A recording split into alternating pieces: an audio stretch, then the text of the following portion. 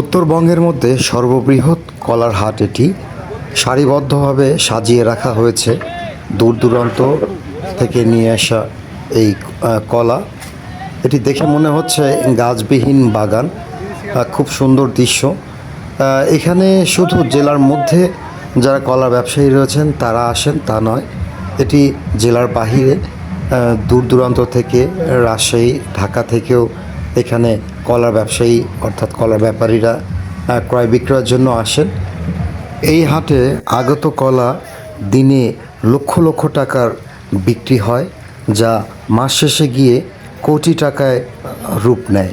এখানে শুধু এই কলাগুলো দেশের বিভিন্ন অঞ্চলে চলে যায়। ঢাকা সহ গুরুত্বপূর্ণ যেসব অঞ্চল রয়েছে বা বড় শহর রয়েছে সেই শহরগুলোর আড়তগুলোতে এই কলাগুলো পাইকারি বিক্রি হয়। এখান থেকে বিভিন্ন স্থানে আবার খুচরাও বিক্রি হয়। এটি নওগাঁ জেলার মান্দা উপজেলার সতীহাটের ঐতিহ্যবাহী যে সতীহাট রয়েছে সেই সতীহাট বাজার।